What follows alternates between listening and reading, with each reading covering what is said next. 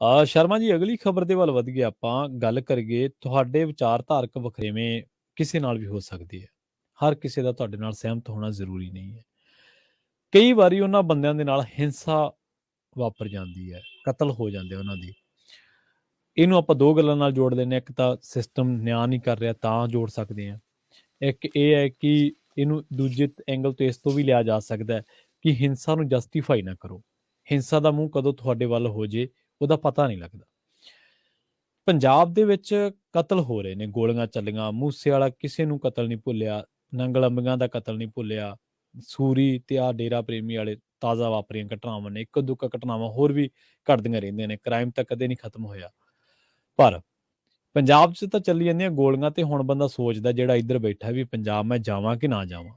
ਜਿਹਦੇ ਕੋਲੇ 4 ਛਿਲੜਾ, ਅਗਲਾ ਕਹਿੰਦਾ ਯਾਰ 10 ਦਿਨ ਹਰਿਆਣੇ 'ਚ ਕੱਟਿਆ, ਹੋਰ ਕਿਸੇ ਦਾ ਫਰੋਤੀ 'ਚ ਫੋਨ ਨਾ ਆ ਜੇ, ਫਰੋਤੀ ਨੂੰ। ਪਰ ਆਹ ਜਿਹਨੂੰ ਜਾਣਾ ਉਹਨੂੰ ਆ ਹੀ ਜਾਣਾ, ਭਾਵੇਂ ਰਾਜਸਥਾਨ ਬੈਠਾ ਤੇ ਭਾਵੇਂ ਹਰਿਆਣੇ ਬੈਠਾ। ਪਰ ਦੂਜੇ ਪਾਸੇ ਜਿਹੜੇ ਸਾਡੇ ਮੁੱਖ ਮੰਤਰੀ ਸਾਹਿਬ ਨੇ, ਉਹ ਗਰਬੇ ਦੇ ਵਿੱਚ ਮਸ਼ਰੂਫ ਨੇ। ਮੈਂ ਤਾਂ ਸੁਣਿਆ ਸੀ ਕਿਤੇ ਪੰਜਾਬ ਆ ਗਏ ਉਹ। ਬਿਲਕੁਲ ਆ ਤਾਂ ਗਏ ਜੀ, ਪਰ ਉਹ ਮਾਨਸਿਕ ਤੌਰ ਤੇ ਅਜੇ ਵੀ ਗੁਜਰਾਤ ਨੇ।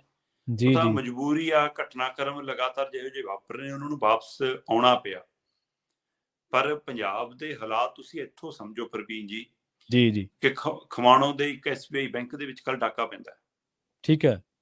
ਤੇ ਪੁਲਿਸ ਤੋਂ ਕੋਈ ਅਤਾ ਪਤਾ ਨਹੀਂ ਅਜੇ ਭਾਲ ਹੈ ਜੀ, ਹੈ ਨਾ। ਅੰਮ੍ਰਿਤਸਰ ਦੇ ਵਿੱਚ ਬੰਦਾ ਟਾਟਾ ਕੰਪਨੀ 'ਚ ਜਾਂਦਾ, ਗੱਡੀ ਟੈਸਟ ਡਰਾਈਵ ਲਈ ਲੈਣ ਜਾਂਦਾ, ਤੇ ਪੁਲ ਦੇ ਉੱਤੇ ਮੁੰਡੇ ਨੂੰ ਮਤਲਬ ਕਿ ਰਿਵਾਲਵਰ ਦਿਖਾ ਕੇ ਥੱਲੇ ਤਾਰ ਦਿੰਦਾ, ਗੱਡੀ ਭਜਾ ਕੇ ਲੈ ਜਾਂਦਾ। ਜਦੋਂ ਕਿ ਜਿੰਨਾ ਕੁ ਮੈਨੂੰ ਪਤਾ ਕਿ ਉਹ ਗੱਡੀ ਦੇ ਵਿੱਚ ਅੱਧਾ ਲੀਟਰ ਤੋਂ ਵੱਧ ਤੇਲ ਨਹੀਂ ਹੁੰਦਾ, ਤਾਂ ਕਿ ਉਹ 5 ਕਿਲੋਮੀਟਰ ਤੋਂ ਵੱਧ ਜਾ ਨਾ ਸਕੇ। ਪਰ ਤਾਂ ਵੀ ਪੁਲਿਸ ਉਹਨੂੰ ਅਜੇ ਤੱਕ ਫੜ ਨਹੀਂ ਸਕੀ ਜੀ। ਅੰਮ੍ਰਿਤਸਰ ਦੇ ਵਿੱਚ ਪਰਿਵਾਰ ਪ੍ਰੈਸ ਕਾਨਫਰੰਸ ਕਰਦਾ ਕਿ ਅਸੀਂ ਅਮਰੀਕਾ ਤੋਂ ਵਿਆਹ ਕਰਨ ਆਏ ਸੀ, ਸਾਨੂੰ ਮਤਲਬ ਕਿ ਸ਼ਰਾਬ ਦੇ ਕਾਰੋਬਾਰੀਆਂ ਨੇ ਇਸ ਕਦਰ ਤੰਗ ਕੀਤਾ ਕਿ ਅਸੀਂ ਕਿਹੜੇ ਦਰ ਜਾਈਏ। ਕਿੰਨੇ ਬੰਦੇ ਸਾਡੇ ਡਰ ਦੇ ਬਾਹਰ ਚਲੇ ਗਏ। ਤੇ ਮੁਖਬਰ ਦੇ ਆਧਾਰ ਦੇ ਉੱਤੇ ਕਿ ਜੀ 2 ਗੈਂਗਸਟਰਾਂ ਦੇ ਵਿੱਚ, ਗੈਂਗਸਟਰ ਧਿਰਾਂ ਦੇ ਵਿੱਚ ਲੜਾਈ ਹੋ ਗਈ, ਉਹ ਜਿਹਾ ਪਰਚਾ ਕੱਟਿਆ। ਜਦੋਂ ਕਿ NRI ਪਰਿਵਾਰ, ਇਹ ਉਹ NRI ਪਰਿਵਾਰ ਨੇ ਜਿਹੜੇ ਮਤਲਬ ਕਿ ਭੰਗੜੇ ਪਾਉਂਦੇ, ਆਮ ਆਦਮੀ ਪਾਰਟੀ ਲਈ ਢੋਲ ਵਜਾਉਂਦੇ, ਜਹਾਜ਼ ਚੜਾਉਂਦੇ ਸੀ। ਬਿਲਕੁਲ ਆਉਂਦੇ। ਉਹ NRI ਪਰਿਵਾਰ ਨੇ। ਉਹ NRI ਪਰਿਵਾਰ ਨੂੰ ਰੋਕ ਕੇ ਜਾ ਰਹੇ ਨੇ ਇੱਥੋਂ। ਤੇ ਉਹਨਾਂ ਨੇ ਅਪੀਲ ਕੀਤੀ ਕਿ ਮੈਂ NRI ਭਰਾਵਾਂ ਨੂੰ ਬੇਨਤੀ ਕਰਦਾ ਕਿ ਪੰਜਾਬ ਨਾ ਆਇਓ। ਇੱਕ ਪਾਸੇ ਸਿੱਧੂ ਮੂਸੇਵਾਲੇ ਦਾ ਪਿਓ ਕਹਿੰਦਾ ਕਿ ਮੇਰਾ ਜੀ ਕਰਦਾ ਕਿ ਮੈਂ ਭਾਰਤ ਛੱਡ ਦੇਵਾਂ। ਦੂਜੇ ਪਾਸੇ ਜਿਹੜੇ ਜਿਨ੍ਹਾਂ ਨੂੰ ਸੱਦੇ ਦਿੰਦੇ ਸੀ ਭਗਵੰਤ ਮਾਨ ਹੋਰੀ ਕਿ NRI ਪੰਜਾਬ 'ਚ ਆਉਣ, ਮਾਹੌਲ ਅਸੀਂ ਦਿਆਂਗੇ, ਸਿਸਟਮ ਅਸੀਂ ਦਿਆਂਗੇ, ਉਹ ਇੱਥੇ ਆਉਂਦੇ ਨੇ ਆਪਣੇ ਵਿਆਹ, ਬੱਚਿਆਂ ਦੇ ਵਿਆਹ ਕਰਨ ਲਈ, ਤੇ ਰੋਕ ਕੇ ਜਾ ਰਹੇ ਨੇ ਕਿ ਸਾਡੇ ਤਾਂ ਪਰਚੇ ਹੋ ਰਹੇ ਨੇ, ਸਾਨੂੰ ਤਾਂ DSP SSP ਤਾਂ ਕੀ, ਸਾਨੂੰ ਤਾਂ ਇੰਸਪੈਕਟਰ ਨਹੀਂ ਪੈਰ ਲੱਗਣ ਦਿੰਦਾ ਸਾਡੇ ਤਾਂ ਜੀ। ਸੋ ਇਸ ਤਰ੍ਹਾਂ ਦੀ ਸਥਿਤੀ ਜਿੱਥੋਂ ਪੰਜਾਬ 'ਚ ਹੋ ਗਈ ਹੋਵੇ, ਉੱਥੋਂ ਅੰਦਾਜ਼ਾ ਲਾ ਲਓ ਪੰਜਾਬ ਦਾ ਮਾਹੌਲ ਕਿਹਾ ਜਾਏ। ਜਿੱਥੋਂ ਤੱਕ ਗੱਲ ਹੈ ਗੋਲੀਆਂ ਚੱਲਣ ਦੀ, ਇਹ ਉਹ ਤੋਂ ਵੀ ਭਿਆਨਕ ਦੌਰ ਹੈ ਜੀ। ਪੰਜਾਬ 'ਚ ਇਸ ਮੌਕੇ ਲਾਇਸੈਂਸੀ ਹਥਿਆਰਾਂ ਨਾਲੋਂ ਵੀ ਕਈ ਗੁਣਾ ਜ਼ਿਆਦਾ ਗੈਰ ਕਾਨੂੰਨੀ ਹਥਿਆਰ ਨੇ। ਤੇ ਉਹਨਾਂ ਹਥਿਆਰਾਂ ਨੂੰ ਨਕੇਲ ਪਾਉਣਾ ਕਿਹਦਾ ਕੰਮ ਹੈ? ਉਹ ਹਥਿਆਰ ਆਉਂਦੇ ਕਿਵੇਂ ਨੇ, ਕਿਹਦੀ ਸ਼ਹਿ ਤੇ ਵੱਢ ਟੱਪਦੇ ਨੇ, ਕਿਹਦੀ ਅੱਖ ਥੱਲੇ ਲੰਘ ਕੇ ਜਾਂਦੇ ਨੇ, ਇਹ ਕਿਹਨੇ ਪਤਾ ਕਰਨਾ ਜੀ। ਜੇ ਮੁੱਖ ਮੰਤਰੀ ਭਗਵੰਤ ਮਾਨ ਸਾਹਿਬ ਨੂੰ ਗੁਜਰਾਤ ਤੋਂ ਬੇਲ ਮਿਲੇ ਤਾਂ ਉਹ ਆਪਣੀਆਂ ਫਾਈਲਾਂ ਫਰੋਲਣ ਕਿ ਭਾਈ ਗ੍ਰਹਿ ਮੰਤਰਾਲਾ ਤੁਹਾਡੇ ਕੋਲ ਹੈ ਜੀ। ਜੇ ਸੁਖਬੀਰ ਬਾਦਲ ਦੇ ਗ੍ਰਹਿ ਮੰਤਰੀ ਹੁੰਦਿਆਂ ਬੇਅਦਬੀ ਦੇ ਕਾਂਡ ਵਾਪਰਦੇ ਨੇ, ਕੋਟਕਪੂਰਾ ਬਹਿਬਲ ਕਲਾਂ ਗੋਲੀ ਕਾਂਡ ਵਾਪਰਦਾ ਹੈ, ਤੇ ਉਹਦੇ ਲਈ ਸੁਖਬੀਰ ਬਾਦਲ ਕਟਹਿਰੇ 'ਚ ਹੈ, ਤਾਂ ਕੀ ਤੁਸੀਂ ਕਟਹਿਰੇ 'ਚ ਨਹੀਂ? ਚਾਹੇ ਉਹ ਅੰਬੀਆਂ ਦਾ ਕਤਲ ਹੋਵੇ, ਚਾਹੇ ਮੂਸੇਵਾਲੇ ਦਾ ਕਤਲ ਹੋਵੇ, ਚਾਹੇ ਸੂਰੀ ਦਾ ਕਤਲ ਹੋਵੇ, ਚਾਹੇ ਹੁਣ ਕੱਲ ਡੇਰਾ ਪ੍ਰੇਮੀ ਦਾ ਕਤਲ ਹੋਵੇ। ਸਵਾਲ ਇਹ ਹੈ ਕਿ ਕਾਨੂੰਨ ਕਿੱਥੇ ਹੈ ਜੀ। ਬਿਲਕੁਲ, ਕਾਨੂੰਨ ਦੇ ਰਾਖੇ ਤੁਸੀਂ ਬਣੇ ਹੋ। ਔਰ ਖਾਸ ਗੱਲ ਇਹ ਹੈ ਕਿ ਇਹ ਸਾਰੇ ਕਤਲ 4-5 ਜਿਹੜੇ ਆਪਾਂ ਜ਼ਿਕਰ ਕਰ ਰਹੇ ਹਾਂ, ਇਹਨਾਂ 4-5 ਦਾ ਆਪਸ ਚ ਕੋਈ ਸਾਂਝ ਨਹੀਂ ਹੈ। ਇਹਨਾਂ ਧਿਰਾਂ ਦੀ ਆਪਸ ਜਾਂ ਤਾਂ ਹੋਵੇ ਕਿ ਇੱਕੋ ਕੜੀ ਨਾਲ ਕੋਈ ਧਿਰ ਇੱਕੋ ਤਰ੍ਹਾਂ ਦੇ ਨਿਸ਼ਾਨਾ ਬਣਾਇਆ ਜਾ ਰਿਹਾ ਜੀ। ਗੋਲਡੀ ਬਰਾੜ ਉਸ ਸਿੱਧੂ ਮੂਸੇਵਾਲੇ ਦੇ ਕਤਲ ਦੇ ਵਿੱਚ ਵੀ ਸਵਾਲਾਂ ਦੇ ਘੇਰੇ 'ਚ ਹੈ, ਜਿਹਨੂੰ ਮਤਲਬ ਕਿ ਪੰਜਾਬ ਦਾ ਆਈਕਨ ਮੰਨਿਆ ਜਾ ਰਿਹਾ ਸੀ, ਜਿਹਦੇ ਹਵਾਲੇ ਨਾਲ ਸੁਰਜੀਤ ਮਾਨ ਕਹਿੰਦੇ ਸੀ ਹੁਣ ਇਹ ਤਾਂ ਸਿੱਖੀ ਦਾ ਚਿਹਰਾ ਹੈ, ਇਹਦੀ ਤਾਂ ਤਸਵੀਰ ਵੀ ਉੱਥੇ ਲੱਗ ਜਾਣੀ ਚਾਹੀਦੀ ਹੈ।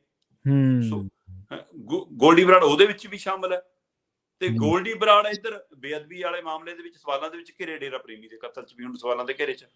ਸੋ ਤਾਂ ਗੋਲਡੀ ਬਰਾੜ ਦਾ ਅਕਸ ਕੀ ਹੈ ਫਿਰ? ਉਹ ਕਿਹੜੀ ਧਿਰ ਨਾਲ ਆ ਭਾਈ ਜੀ। ਪਰ ਜੇਕਰ ਇਸ ਨੂੰ ਤੁਸੀਂ ਇਸ ਮਸਲੇ ਨਾਲ ਸੋਚੋ ਕਿ ਹਾਂ ਭਾਈ ਲੋਕਾਂ ਦਾ ਪੇਸ਼ੈਂਸ, ਲੋਕਾਂ ਦੀ ਸਹਿਣ ਸ਼ਕਤੀ ਜਵਾਬ ਦੇ ਰਹੀ ਆ ਕਿ 2015 'ਚ ਹੋਈ ਬੇਅਦਬੀ ਹੋਵੇ ਤੇ ਅਜੇ ਤੱਕ ਨਾ ਦੋਸ਼ੀ ਕਟਹਿਰੇ ਛੋਣ, ਨਾ ਉਹਨਾਂ ਨੂੰ ਸਜ਼ਾਵਾਂ ਮਿਲਣ। ਜੇਕਰ ਸਜ਼ਾਵਾਂ ਮਿਲੀਆਂ ਹੁੰਦੀਆਂ, ਸਹੀ ਦੋਸ਼ੀ ਅੰਦਰ ਦਿੱਤੇ ਹੁੰਦੇ, ਤਾਂ ਸ਼ਾਇਦ ਅਜਿਹੇ ਕਾਰੇ ਹੁੰਦੇ ਹੀ ਨਾ ਜੀ। ਜੇ ਆ ਕੱਲ ਪ੍ਰਦੀਪ ਸਿੰਘ ਨਾਂ ਦਾ ਬੰਦਾ ਜਿਹੜਾ ਡੇਰਾ ਪ੍ਰੇਮੀ ਹੈ ਤੇ ਡੇਰੇ ਨਾਲ ਸਾਂਝ ਰੱਖਦਾ ਸੀ, ਜਿਹਦਾ ਕੋਟਕਪੂਰਾ ਬਾਈਬਲ ਕਲਾਂ ਮਾਮਲੇ ਦੇ ਵਿੱਚ, ਜਿਹੜਾ ਬਰਗਾੜੀ ਮਾਮਲੇ ਦੇ ਵਿੱਚ ਨਾਂ ਵੱਜਦਾ ਹੈ ਕਿ ਜੀ ਉਹ ਅੰਗ ਫਾੜਨ ਦੇ ਵਿੱਚ ਉਹਦੀ ਭੂਮਿਕਾ ਰਹੀ ਹੈ ਜੀ, ਉਹ ਜੇਲ੍ਹ ਵੀ ਕੱਟ ਕੇ ਆਇਆ ਤੇ ਅਜੇ ਉਹ ਜ਼ਮਾਨਤ ਤੇ ਸੀ। ਜੇਕਰ ਉਹ ਮਤਲਬ ਕਿ ਇਸ ਮਾਮਲੇ ਦੇ ਵਿੱਚ ਦੋਸ਼ੀ ਹੈ, ਤਾਂ ਤੁਸੀਂ 2015 ਤੋਂ ਲੈ ਕੇ 22 ਤੱਕ ਉਹਨੂੰ ਦੋਸ਼ੀ ਕਰਾਰ ਕਿਉਂ ਨਹੀਂ ਦੇ ਸਕੇ? ਉਹਦੇ ਤੱਥ ਅਦਾਲਤ ਮੂਹਰੇ ਕਿਉਂ ਨਹੀਂ ਰੱਖ ਸਕੇ? ਉਹਨੂੰ ਸਜ਼ਾ ਕਿਉਂ ਨਹੀਂ ਦਿਵਾ ਸਕੇ? ਉਹ ਅੰਦਰ ਹੁੰਦਾ ਫਿਰ ਸਲਾਖਾਂ ਵਿੱਚ। ਸੋ ਫਿਰ ਇਸ ਭਾਵਨਾ ਨਾਲ ਲੱਗਦਾ ਕਿ ਜਦੋਂ ਤਾਂ ਲੋਕ ਸ਼ੈਨ ਸ਼ਕਤੀ ਮੁੱਕ ਗਈ, ਇਸ ਲਈ ਇਹ ਕਾਰਾ ਵਾਪਰਿਆ। ਤੇ ਫਿਰ ਉਹ ਸ਼ੈਨ ਸ਼ਕਤੀ ਮੁੱਕਣੀ ਕਿਹਦੀ ਸੀ? ਉਹਨਾਂ ਦੀ, ਜਿਹੜੇ ਗੁਰੂ ਸਾਹਿਬ 'ਚ ਭਰੋਸਾ ਰੱਖਦੇ ਨੇ, ਗੁਰੂ ਗ੍ਰੰਥ ਸਾਹਿਬ ਨੂੰ ਆਸਥਾ ਦਾ ਪ੍ਰਤੀਕ ਮੰਨਦੇ ਨੇ, ਸਿੱਖੀ ਬਾਣੇ 'ਚ ਨੇ, ਸਿੱਖੀ ਰੂਪ 'ਚ ਨੇ। ਪਰ ਉਹ ਕੱਲ ਮੁੰਡਿਆਂ 'ਚੋਂ ਲੱਗਦਾ ਕੋਈ ਉਹਨਾਂ ਦਾ ਸਿੱਖੀ ਨਾਲ ਮੋਹ ਹੈ, ਜਿਹੜੀ ਗੋਲੀਆਂ ਚਲਾਉਣ ਆਏ। ਉਹਨਾਂ ਦੀ ਸ਼ਕਲੋ ਸੂਰਤ ਤੋਂ, ਚਾਲ ਪਹਿਰਾਵੇ ਤੋਂ, ਗੱਲਬਾਤ ਤੋਂ, ਕਿਸੇ ਤੌਰ ਤਰੀਕੇ ਤੋਂ ਲੱਗਿਆ ਕਿ ਉਹ ਸਿੱਖੀ ਨੂੰ ਪਰਨਾਏ ਹੋਏ ਨੇ ਜੀ। ਸੋ ਉੱਥੋਂ ਸਾਫ਼ ਸਮਝ ਆਉਂਦੀ ਹੈ ਕਿ ਤਾਂ ਇੱਕ ਨਵੀਂ ਤਰ੍ਹਾਂ ਦੀ ਇੱਕ ਲੜਾਈ ਪੈਦਾ ਕੀਤੀ ਜਾ ਰਹੀ ਹੈ ਪੰਜਾਬ 'ਚ। ਤਾਂ ਪੰਜਾਬ ਨੂੰ ਅੱਗ ਦੀ ਭੱਠੀ 'ਚ ਝੋਂਕਣ ਦੀ ਕਵਾਇਦ ਆ। ਹੁਣ ਪਤਾ ਲੱਗ ਰਿਹਾ ਕਿ ਉਹ ਤਾਂ ਕੁਝ ਮੁੰਡੇ ਉਹਨਾਂ ਸ਼ਾਇਦ ਹੋ ਸਕਦਾ ਕਹਿੰਦੇ ਹਰਿਆਣੇ ਨਾਲ ਸੰਬੰਧਿਤ ਹੋਣ ਜੀ, ਹਰਿਆਣੇ ਤੋਂ ਭੇਜਿਆ ਜੀ ਉੱਥੇ ਗੈਂਗਸਟਰ ਜੀ।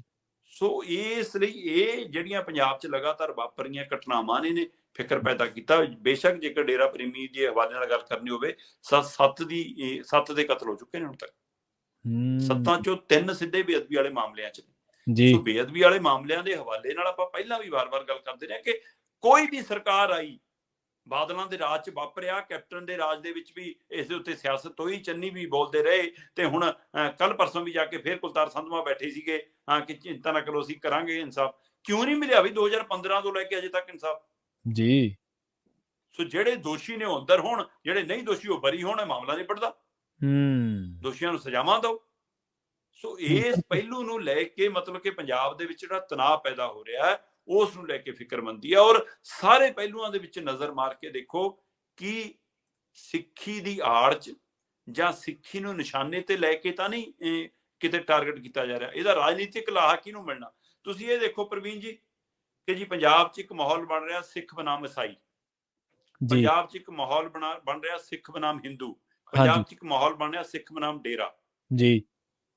ਤੇ ਸਾਰਿਆਂ 'ਚ ਸਿੱਖਾਂ ਨੂੰ ਹੀ ਕਿਉਂ ਦਿਖਾਇਆ ਜਾ ਰਿਹਾ? ਇਹਦਾ ਮਤਲਬ ਸਿੱਖੀ ਨੂੰ ਰਾਜਨੀਤਿਕ ਤੌਰ ਤੇ ਹਥਿਆਰ ਵਜੋਂ ਤਾਂ ਨਹੀਂ ਕੋਈ ਵਰਤ ਰਿਹਾ ਜੀ। ਜੀ ਜੀ ਬਿਲਕੁਲ। ਸਿੱਖੀ ਦੀ ਆੜ ਦੇ ਵਿੱਚ ਤਾਂ ਨਹੀਂ ਇਹ ਸਾਰਾ ਕੁਝ ਹੋ ਰਿਹਾ। ਇਸ ਲਈ ਸਿੱਖ ਭਾਈਚਾਰਾ ਇਸ ਮਸਲੇ ਤੇ ਗੰਭੀਰਤਾ ਨਾਲ ਸੋਚੇ ਕਿ ਸਾਨੂੰ ਬਦਨਾਮ ਕਰਨ ਵਾਲੀ ਧਿਰ ਵਜੋਂ ਤਾਂ ਨਹੀਂ ਪ੍ਰਚਾਰਿਤ ਕੀਤਾ ਜਾ ਰਿਹਾ। ਹਾਂਜੀ। ਤੇ ਦੂਸਰੇ ਪਾਸੇ ਜਿਹੜੀ ਧਿਰ ਨਾਲ ਵੀ ਟਕਰਾਅ ਹੈ, ਚਾਹੇ ਡੇਰਾ ਪ੍ਰੇਮੀ ਨਾਲ ਹੋ ਰਿਹਾ, ਚਾਹੇ ਹਿੰਦੂ ਸੰਗਠਨਾਂ ਨਾਲ ਹੋ ਰਿਹਾ, ਚਾਹੇ ਈਸਾਈ ਸੰਗਠਨਾਂ ਨਾਲ ਹੋ ਰਿਹਾ, ਉਹ ਪੰਜਾਬ ਦੇ ਨੇ। ਤੇ ਜਿਹੜੀਆਂ ਧਿਰਾਂ ਟਕਰਾ ਰਹੀਆਂ ਨੇ ਸਿੱਖ ਭਾਈਚਾਰੇ ਦੇ ਹਵਾਲੇ ਨਾਲ, ਉਹ ਵੀ ਪੰਜਾਬ ਦੀਆਂ ਨੇ। ਪਰ ਆ ਗੋਲੀਆਂ ਚਲਾਉਣ ਵਾਲੇ ਕਹਿੰਦੇ ਬਾਹਰੋਂ ਆ ਗਏ। ਸੋ ਬਾਹਰੋਂ ਆ ਕੇ ਅੱਗ ਲਾ ਕੇ ਬਾਹਰ ਵਾਲੇ ਤੁਰ ਜਾਂਦੇ ਨੇ, ਤੇ ਲੜਦਾ ਕੌਣ ਆ ਫਿਰ? ਪੰਜਾਬ ਦੇ ਵਾਸੀ ਜੀ। ਤੋ ਇਸ ਮਸਲੇ ਦੇ ਉੱਤੇ ਸਰਕਾਰ ਕਿੱਥੇ ਹੈ? ਫਿਰ ਸਵਾਲ ਇਹ ਖੜਾ। ਸੋ ਇਹ ਸਾਰੀਆਂ ਘਟਨਾਵਾਂ, ਚਾਹੇ ਉਹ ਲੁੱਟਾਂ ਖੋਹਾਂ ਦੀਆਂ ਨੇ, ਚਾਹੇ ਉਹ ਲੜਾਈ ਝਗੜੇ ਦੀਆਂ ਨੇ, ਚਾਹੇ ਉਹ ਗੋਲੀਬਾਰੀ ਦੀਆਂ ਨੇ, ਚਾਹੇ ਉਹ ਇਨਸਾਫ ਦੀ ਮੰਗ ਦੀਆਂ ਨੇ। ਮੁੱਖ ਮੰਤਰੀ ਸਾਹਿਬ ਗੁਜਰਾਤ ਤੋਂ ਪਰਤੇ, ਜੇ ਉਹਨਾਂ ਨੂੰ ਸਮਾਂ ਲੱਗਿਆ, ਸ਼ਾਇਦ ਇਹ ਘਟਨਾਵਾਂ ਉਹਨਾਂ ਨੂੰ ਲਿਆਈਆਂ ਵਾਪਸ, ਤੇ ਆ ਕੇ ਕੱਲ ਵੀ ਉੱਚ ਪੱਧਰੀ ਬੈਠਕ ਕੀਤੀ। ਮੈਨੂੰ ਪਤਾ ਲੱਗਿਆ ਅੱਜ ਵੀ 12 ਵਜੇ ਤੋਂ ਬਾਅਦ ਸਾਰੇ ਪੁਲਿਸ ਅਧਿਕਾਰੀਆਂ ਨਾਲ ਬੈਠਕ ਵੱਡਿਆਂ ਨਾਲ ਰੱਖੀ ਹੈ ਤਾਂ ਕਿ ਇਹਦੇ ਉੱਤੇ ਕੋਈ ਸਖਤ ਕਾਰਵਾਈ ਹੋ ਸਕੇ। ਪਰ ਸਵਾਲ ਇਹ ਹੈ ਕਿ ਕੀ ਸਰਕਾਰ ਜਾਂ ਮੁੱਖ ਮੰਤਰੀ ਭਗਵੰਤ